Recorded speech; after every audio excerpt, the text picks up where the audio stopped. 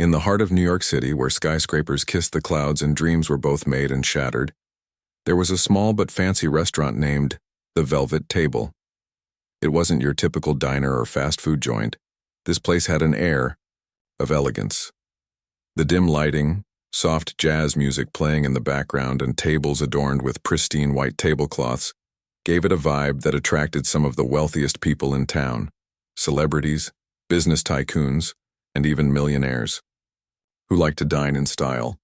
Among the staff at the Velvet Table was a woman named Maya. She wasn't just any waitress. Maya was someone you couldn't help but notice, not because she stood out in flashy ways, but because she carried herself with quiet confidence.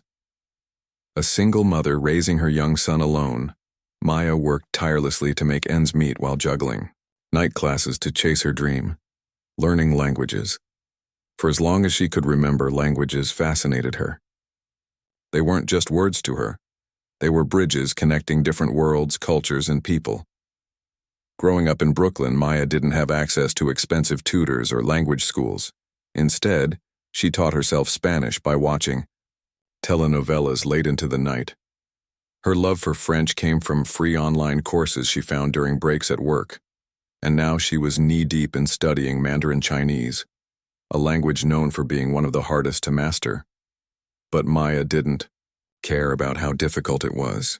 To her, every new word she learned felt like unlocking another door to understanding the world better. Maya's life revolved around two things: taking care of her son and improving herself. During the day, she served meals to wealthy patrons at the Velvet Table, making sure their glasses were always full and their plates spotless. At night, after putting her son to bed, she'd sit at her kitchen table surrounded by textbooks and notebooks filled with Chinese characters. Her voice would echo softly through the apartment as she practiced tones, repeating phrases over and over until they sounded just right. One evening, something unusual happened at the restaurant. The usual hum of conversation was interrupted when a man walked in. He was tall, sharply dressed, and exuded an aura of authority. This was no ordinary guest. It was Victor Lang, a tech billionaire whose name often appeared in headlines. People whispered about his latest innovations and how he seemed to be everywhere at once, building empires across industries. Tonight, however, he looked more human than ever, sitting quietly near the bar area. As dinner progressed, Victor received a phone call. His expression shifted slightly as he answered, placing the call on speakerphone so he could continue eating. But within seconds, the calm atmosphere turned tense. The caller on the other end spoke rapidly, in Mandarin. Victor froze mid-bite, clearly caught off guard. His face flushed red as he struggled to respond. Everyone nearby pretended not to stare, but it was obvious he was in trouble. Seeing his discomfort, Maya hesitated for only a moment before stepping forward. "Excuse me, sir," she said politely, leaning closer to his table. "I can help if you'd like." Without waiting for a reply, she reached out and took the phone from him. Then, in perfect Mandarin, she began speaking. Her tone was confident, yet warm, effortlessly navigating the conversation as though she did this every day. The room fell silent. Guests stopped chatting, forks paused midway to mouths, and all eyes turned toward Maya. Even Victor watched her, wide-eyed and speechless. When the call finally ended, he let out a sigh of relief. "Thank you," he said sincerely, shaking his head in disbelief. "That was incredible." Maya handed the phone back with a small smile. "No problem, sir. I'm glad I could help." What followed next was unexpected. Victor tipped her generously, not just a few dollars, but enough to cover her rent for the month. He also asked for her name, scribbling it down in his notebook before leaving the restaurant. For Maya, it was a surreal moment. She hadn't done anything extraordinary. At least that's what she thought. To her, helping someone communicate shouldn't have been such a big deal, but not everyone saw it that way. As soon as Victor left, whispers rippled through the restaurant. Some of her co-workers praised her quick thinking and skill, calling her a hero. Others, however, weren't so kind. They muttered under their breath, accusing her of showing off or trying to steal the spotlight. One waitress even rolled her eyes, saying loudly enough for Maya to hear, Who does she think she is? This isn't a talent show. The manager of the Velvet Table, Mr. Carlyle, wasn't pleased either. On the surface, he was polite and charming, the kind of person who knew exactly how to charm wealthy customers. But beneath that polished exterior lay a rigid need for control. He prided himself on running a tight ship, ensuring that nothing disrupted the carefully curated atmosphere of sophistication. To him, Maya's actions were reckless. By stepping out of line, she had drawn unnecessary attention, and worse, risked alienating their elite clientele. That night, after closing hours, Mr. Carlyle pulled Maya aside. His tone was clipped, almost cold.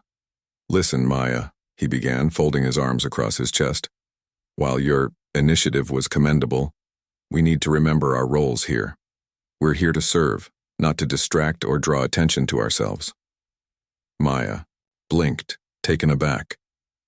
"I wasn't trying to distract anyone," she said firmly, though her voice remained respectful. "That man needed help. If I hadn't stepped in, he might have missed an important opportunity." "I understand, Mr. Carlyle replied, avoiding her gaze. "But this is a business. Our priority is maintaining the image we've built. Your actions last night made some guests uncomfortable. Let's not let it happen again." Maya nodded, though inside she felt conflicted.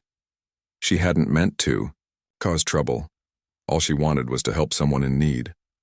Still, she pushed the incident to the back of her mind, assuming it was just a minor scolding. What she didn't realize was that bigger consequences were looming on the horizon. The next morning, Maya woke up with a sense of unease lingering in her chest. She couldn't shake off the feeling that something wasn't quite right.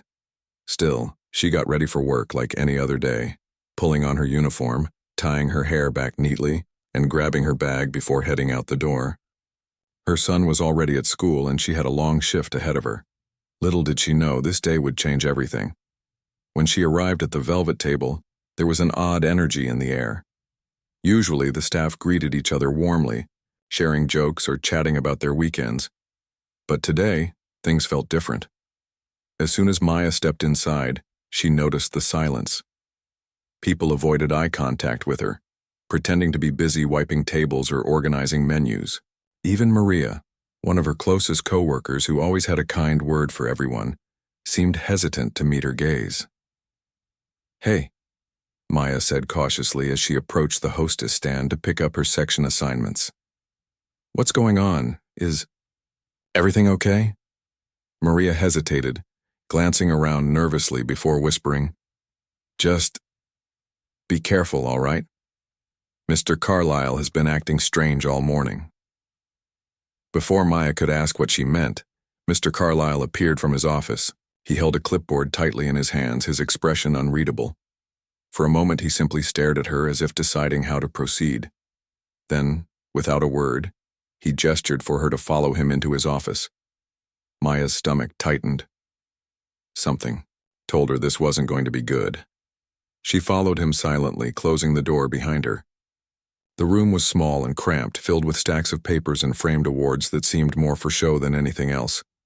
Mr. Carlyle sat down behind his desk, motioning for her to take a seat across from him. "Maya," he began, his voice clipped and formal. "We need to talk about last night." Her heart sank. She knew exactly what he was referring to: the phone call, Victor Lang, the Mandarin conversation, but she didn't understand why it was such a big deal. "What about it?" she asked, trying to keep her tone steady. Mr. Carlyle leaned forward slightly, resting his elbows on the desk. "Look, I'm not here to criticize your ability to speak multiple languages. That's impressive, no doubt about it. However, we have standards at the Velvet Table. Our guests come here expecting a certain level of professionalism. They want discretion, elegance, and consistency. What happened last night? Well, it disrupted that." Maya frowned, confusion bubbling inside her. "Disrupted? How? I was just helping someone. If anything, I saved the situation." "That's not how some people see it," Mr. Carlyle replied sharply. "Several guests mentioned feeling uncomfortable seeing a server step out of their role. And frankly, so do I. We're here to serve meals, not to draw attention to ourselves. Your actions made us look unprofessional. Maya opened her mouth to argue but stopped herself. There was no point. No matter what she said, it wouldn't change his mind. Instead, she took a deep breath and tried to stay calm. I understand where you're coming from, but I don't think I did anything wrong. All I wanted was to help. I get that, Mr. Carlyle said, though his tone suggested otherwise. But this is a business decision. Unfortunately, we've decided to let you go. For a moment, time seemed to freeze. Maya stared at him, her mind racing. Had she heard him correctly? Let her go? Just like that? You're firing me? She asked, her voice barely above a whisper. Yes, he confirmed, refusing to meet her eyes. It's nothing personal, Maya. You're a hard worker, and you've done a great job here. But we feel your presence no longer aligns with the image we want to project. I'm sorry. A lump formed in Maya's throat, making it hard to breathe. She felt a mix of emotions, anger, sadness, disbelief, all swirling together until she wasn't sure which one to focus on. So, because I helped someone, you're letting me go? She managed to say, her voice trembling. That doesn't seem fair. It's not about fairness, Mr. Carlyle replied coldly. It's about maintaining the integrity of this establishment. Please gather your things. I'll make sure you receive your final paycheck. Without another word, he turned his attention back to the papers on his desk, effectively dismissing her. Maya stood there for a moment, staring at him in stunned silence. Then, forcing herself to move, she walked out of the office and headed toward the locker room. As she packed her belongings into her bag, tears welled up in her eyes. This job wasn't just a paycheck, it was stability, routine, a way to provide for her son. Now it was gone, taken away because she had dared to step outside the invisible lines drawn for her. She replayed the events of the previous night in her head over and over again, searching for answers. Had she really done something so wrong, or was it simply easier for them to blame her than admit they were threatened by her abilities? By the time she left the restaurant, the weight of the situation hit her full force. Walking home through the crowded streets of New York, she felt invisible. The city buzzed around her, oblivious to her pain. Cars honked, people laughed, street vendors shouted their offers, but none of it mattered. All she could think about was how quickly her life had changed. When she finally reached her apartment, she collapsed onto the couch, clutching her bag tightly. Her son wasn't home yet. He stayed late at school for extracurricular activities, but when he returned, she'd have to tell him. The thought of breaking the news to him broke her heart. He looked up to her, trusted her to take care of everything. How could she explain that she'd lost her job for doing something kind? Hours passed, and the initial shock began to wear off, replaced by a simmering anger. Why should she apologize for being skilled, for stepping up when someone needed help? It wasn't fair, and yet she knew arguing wouldn't bring her job back. What she needed now was a plan, a way to move forward. Later that evening, as she scrolled through job listings online, she came across a LinkedIn post shared by a friend. It was about a global tech company looking for multilingual employees to assist with international projects. At first, she dismissed it. She didn't have experience working in corporate settings, and besides, who would hire someone like her? But then she remembered Victor Lang, the billionaire whose call she had answered. He had seemed genuinely impressed. Maybe, just maybe, he could offer some guidance. With nothing to lose, Maya sent him a brief message expressing gratitude for his generous tip and explaining her situation. She didn't expect a reply, not really, but sending the message gave her a tiny sliver of hope. After all, sometimes life threw curveballs, and maybe this was hers. The days that followed Maya's dismissal from the Velvet Table were some of the hardest she'd ever faced. Losing a job was tough enough, but the circumstances made it even worse. Every time she replayed the scene in her mind, the phone call, Mr. Carlyle's cold words, the awkward silence among her coworkers, she felt a fresh wave of frustration and hurt. The worst part wasn't just losing her income, it was the feeling of being punished for doing something good. She had stepped up to help someone in need, and instead of being appreciated, she was pushed out. Maya tried to stay strong for her son. He was only 8 years old, full of curiosity and energy, and he looked up to her as his hero. She didn't want him to see her struggling, so she put on a brave face every morning. But late at night, after he was asleep, the weight of her situation hit her hard. Rent was due soon, and without steady income, she wasn't sure how she'd manage. The little savings she had wouldn't last long, especially with bills piling up. She spent hours scrolling through job listings online, applying to anything that seemed remotely suitable. Waitressing jobs, retail positions, customer service roles. She sent out dozens of applications, hoping against hope that someone would give her a chance. But rejection letters came pouring in almost as quickly as she applied. Some places didn't even bother responding. Others told her they weren't hiring right now. Each email felt like another door slamming shut. Maya began to wonder if she'd made a mistake by reaching out to Victor Lang, the billionaire whose call she had answered. What if he thought she was being pushy or desperate? What if he ignored her message altogether? Despite her doubts, Maya refused to give up. She reminded herself of all the times she'd faced challenges before and somehow found a way to overcome them. When her son was born and she became a single mother, people had told her it would be impossible to raise him alone while pursuing her dreams. Yet here she was, still standing. If she could survive that, she could get through this too. So she kept searching, kept applying, and most importantly, kept believing that things would turn around. A few days later, just when she was starting to lose hope, her phone buzzed with an incoming email notification. Her heart skipped a beat as she opened it. To her astonishment, it was from Victor Lang himself. The subject line read, "Following up." Her hands trembled slightly as she clicked on the message. "Dear Maya," it began, "I wanted to thank you again for your assistance during my visit to the Velvet Table. Your quick thinking and linguistic skills truly impressed me. I recently heard about your unfortunate dismissal, and I must say I'm deeply sorry to hear about it. It seems my presence there may have caused unintended consequences for you." Maya let out a shaky breath, reading the words over and over. She hadn't expected him to care, not really. Billionaires like him lived in a completely different world, far removed from the struggles of everyday people. Yet here he was, acknowledging what had happened and expressing regret. The email continued. "I'd love to discuss this further and explore whether there might be an opportunity for you within my company. We value individuals who bring unique talents and perspectives to the table, and your ability to bridge cultural gaps is exactly the kind of skill we're looking for. Please let me know if you're available to meet tomorrow afternoon at my office." Maya sat there for a moment, staring at the screen in disbelief. Was this real? Could it actually be happening? A part of her wanted to pinch herself to make sure she wasn't dreaming. But deep down she knew this was her chance, a lifeline thrown to her when she needed it most. Without hesitation she replied, thanking him for reaching out and confirming that she'd be happy to meet. The next day, Maya dressed carefully for the meeting.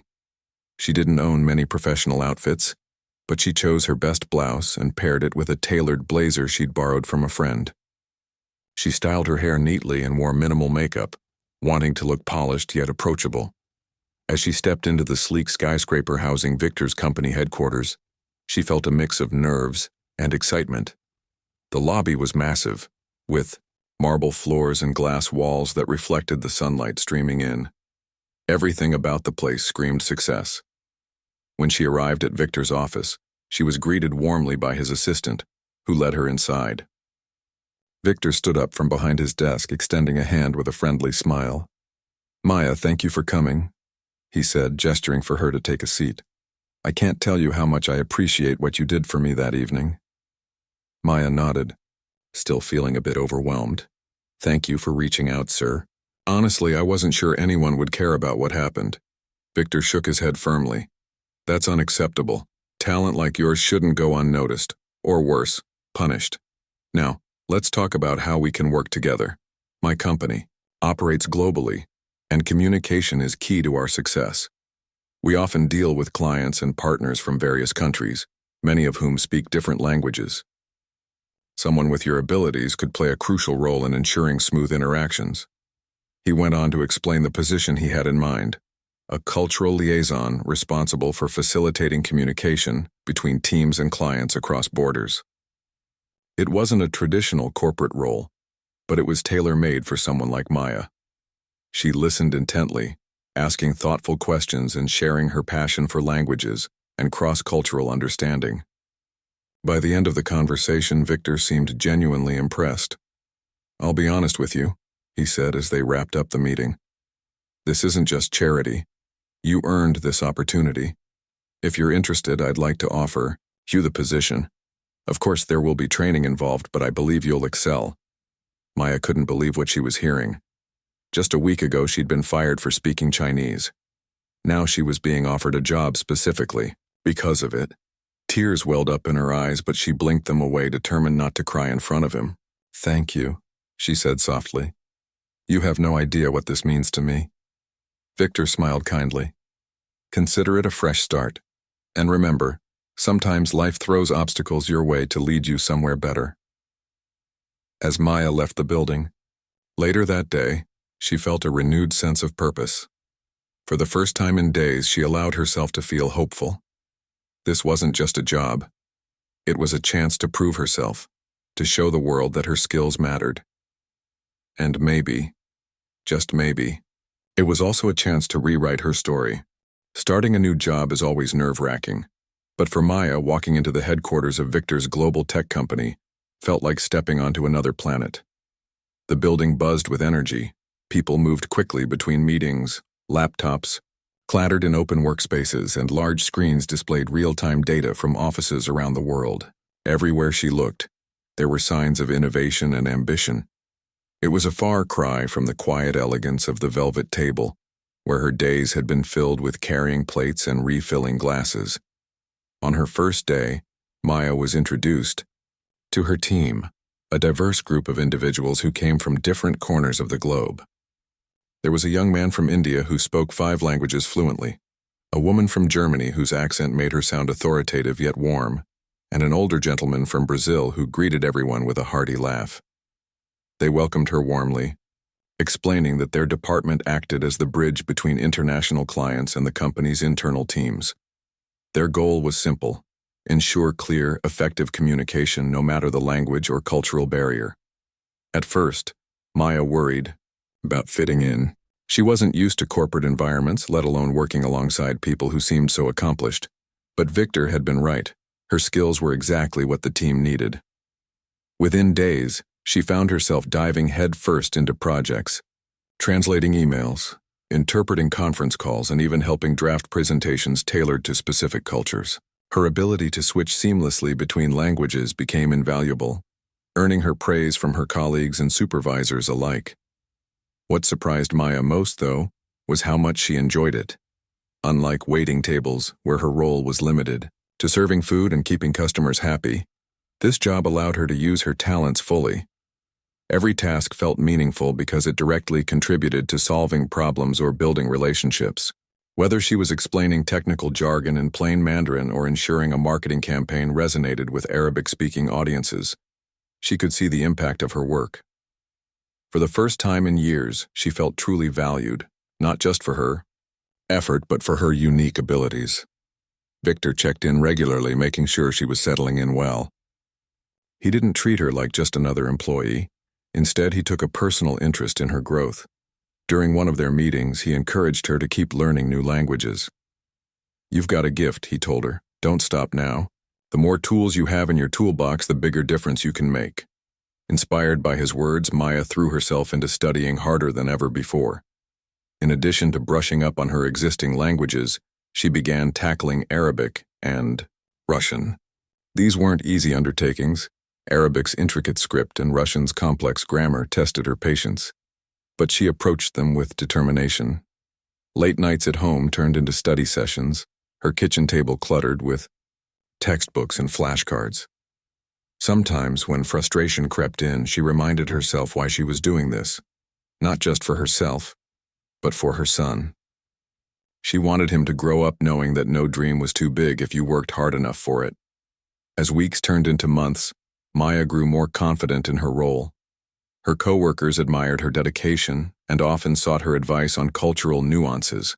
One day, during a high-stakes video call with a client in China, Maya noticed something subtle that others might have missed. The client kept nodding politely but avoided committing to key decisions. Recognizing this as a common trait in Chinese business culture, where saying no outright is considered impolite, she suggested rephrasing the proposal to give them an easier way to express concerns. Thanks to her insight, the negotiation went smoothly, and the deal was finalized. Moments like these made Maya realize how much she'd grown since her days at the velvet table. Back then, she'd been boxed into a role defined by stereotypes and expectations. Now she was breaking free of those limitations, proving that her worth extended far beyond what anyone had assumed.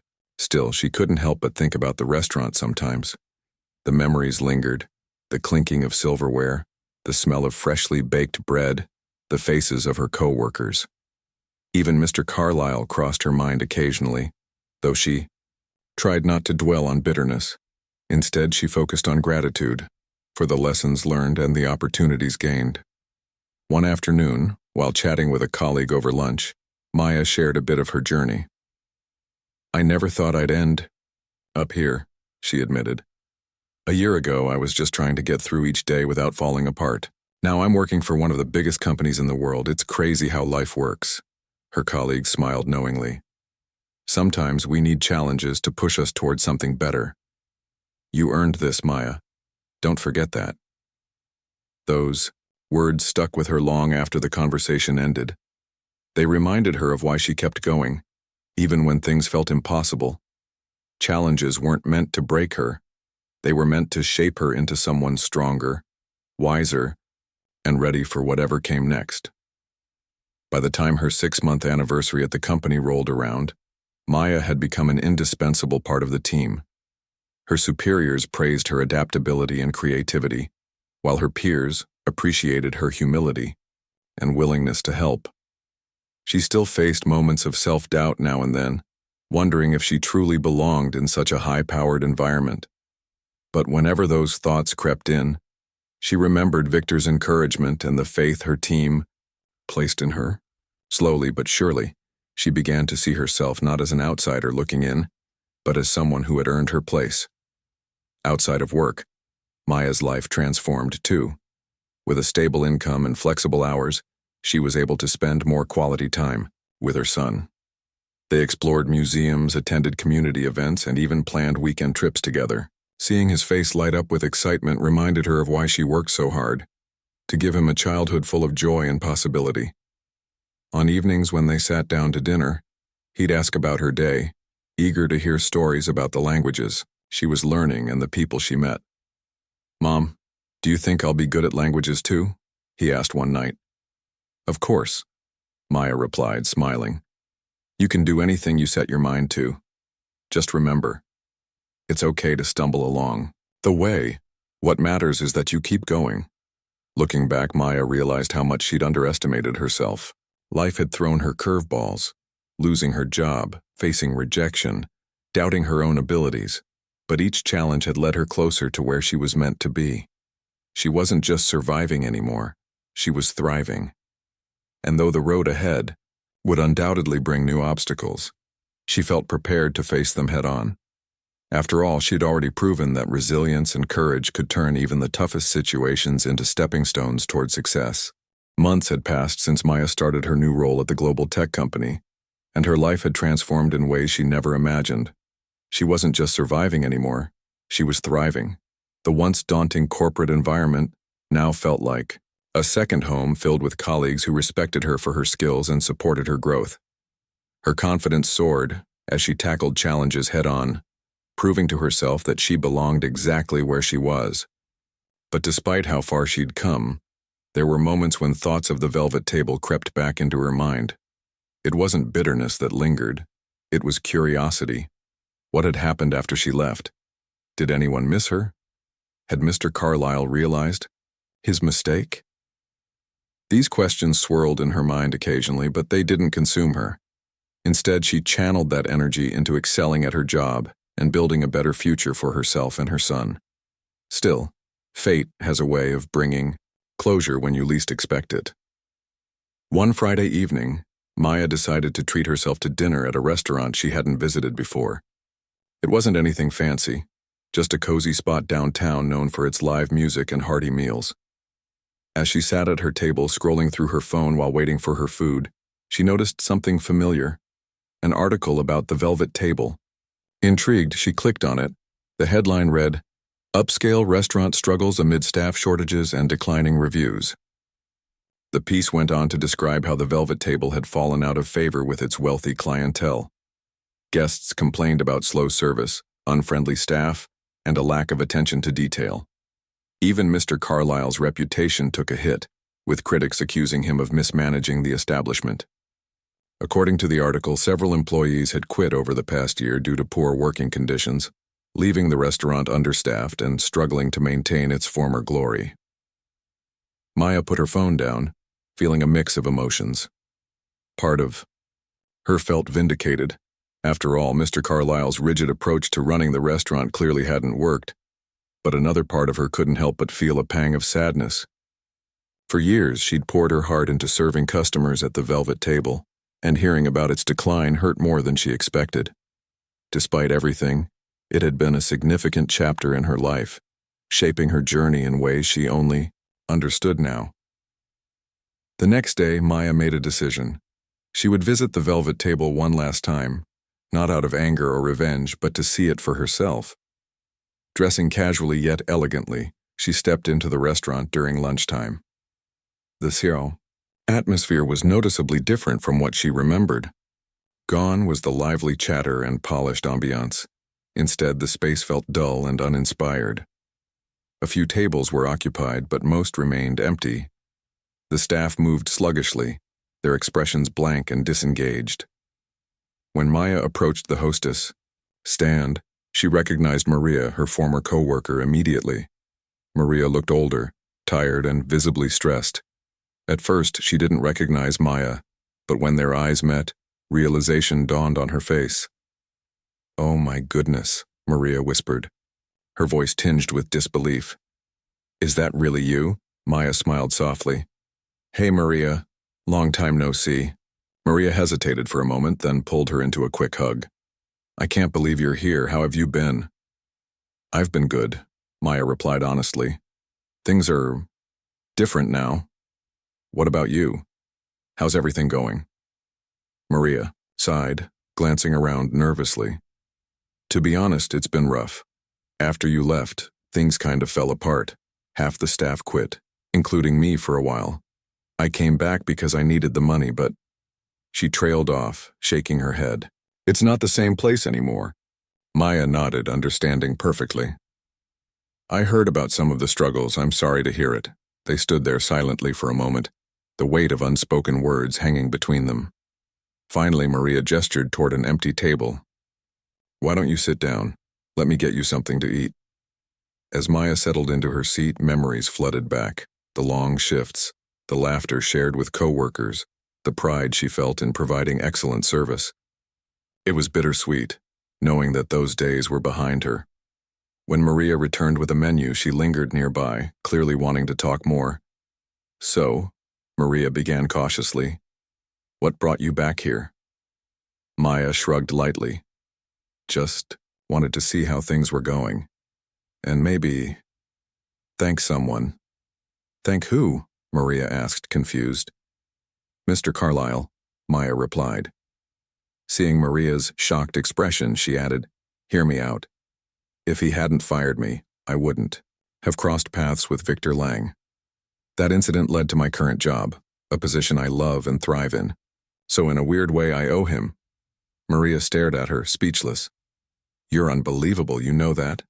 Most people would hold a grudge forever, but here you are, turning it into gratitude." Maya chuckled softly. "Life's too short to stay angry. Besides, holding on to resentment doesn't change anything. Moving forward does." Their conversation was interrupted when Mr. Carlyle appeared from his office. He looked haggard, his usual polished demeanor replaced by exhaustion. His eyes scanned the room until they landed on Maya. For a split second he froze, clearly stunned to see her sitting there. Then, hesitantly, he approached her table. "Miss Thompson," he stammered, his voice uncertain. "What brings you here?" Maya looked up at him calmly, meeting his gaze without flinching. "Just thought I'd stop by, see how things were going." "And?" he prompted, fidgeting uncomfortably. "They seem challenging," she said diplomatically. "But I'm sure you'll figure it out." He nodded slowly, avoiding her eyes. "I suppose we deserve this mess, don't we? Firing someone like you was a mistake." Maya tilted her head slightly, studying him. There was a vulnerability in his tone she hadn't heard before. "Maybe," she admitted. "But mistakes teach us lessons. Hopefully you'll learn from yours." Mr. Carlyle exhaled deeply, running a hand through his thinning hair. "I underestimated you, Miss Thompson. Your skills, your dedication, they weren't distractions. They were assets. I should have seen that." For a moment, Maya considered, letting herself feel smug, vindicated even, but instead she chose compassion. "We all make bad decisions sometimes. What matters is what we do next. Maybe focus on rebuilding trust with your team. They're the backbone of this place." Her words seemed to resonate with him. He nodded again, though his expression remained troubled. "Thank you," he murmured, "for coming back, and for saying what you did." After he walked away, Maya turned her attention back to her meal. She wasn't there to gloat or seek revenge. Closure was all she wanted, and she'd found it. Sitting in the same restaurant where she'd once served meals, she realized just how much she'd grown. She wasn't the same person who'd been fired for speaking Chinese. She was stronger, wiser, and ready to embrace whatever lay ahead. As she left the restaurant later that afternoon, she paused outside to take one last look at the sign above the door. It no longer held power over her. Whatever happened to the velvet table moving forward, it wouldn't define her. Maya had already written her own story, one of resilience, reinvention, and triumph against the odds. Maya's visit to the velvet table marked the end of a chapter in her life, but it also sparked something new within her, a deeper sense of gratitude and perspective.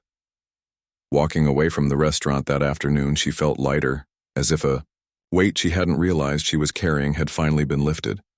For so long, she'd carried questions about what went wrong, replaying the events of her firing in her mind like a broken record. But now, standing on the sidewalk outside the place where it all happened, she understood something important. Life wasn't just about the bad things people did to you or the mistakes they made. It was about how you responded to them. That evening, Maya sat at her kitchen table with her son, helping him with his homework. As he struggled through a particularly tricky math problem, she couldn't help but smile. "You know," she said gently, nudging his pencil back onto the paper, "sometimes we think we're stuck because we don't see the bigger picture. But trust me, there's always a way forward." Her son looked up at her, puzzled. "What do you mean?" She laughed softly, brushing a strand of hair behind her ear. "It means, even when things feel hard, there's always a solution if you keep trying. And sometimes the hardest moments lead to the best outcomes." He tilted his head, still confused, but shrugged and returned to his work. Maya watched him for a moment, marveling at how much he reminded her of herself, determined, curious, and full of potential. She wanted nothing more than to give him every opportunity to succeed, to shield him from the struggles she'd faced. Yet deep down, she knew that wasn't possible, or even necessary. Struggles, after all, were part of life. They shaped you, tested you, and ultimately helped you grow stronger. Over the next few weeks, Maya threw herself into her work with renewed energy. Her team noticed the change immediately. She seemed more focused, more confident, and even more creative in solving problems. Whether it was mediating a tense negotiation between international partners or crafting culturally sensitive marketing materials, Maya approached each task with enthusiasm and precision.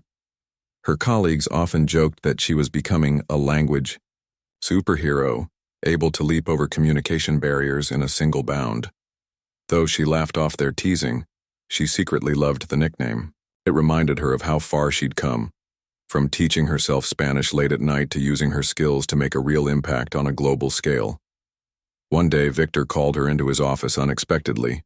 When she walked in, He gestured for her to sit, a thoughtful expression on his face. "Maya," he began, leaning back in his chair, "I've been thinking about your journey here. You've done incredible work, and I want to acknowledge that." Maya blinked, surprised. "Thank you, sir. I've learned so much since starting here." "I can see that," he replied with a smile. "But I'm not just talking about your performance. You've shown resilience, adaptability, and leadership qualities that are rare to find. That's why I'm promoting you to Senior Cultural Liaison." For a moment, Maya thought she'd misheard him. "Promotion?" she echoed, her voice barely above a whisper. "Yes," Victor confirmed. "You'll oversee larger projects, mentor junior team members, and represent the company at high-level meetings. You've earned this, Maya. Don't doubt yourself." Tears welled up in her eyes, but she quickly blinked them away, determined to stay composed. "I don't know what to say," she admitted. "Thank you for believing in me." Victor chuckled warmly. "Belief is easy when someone proves themselves every day.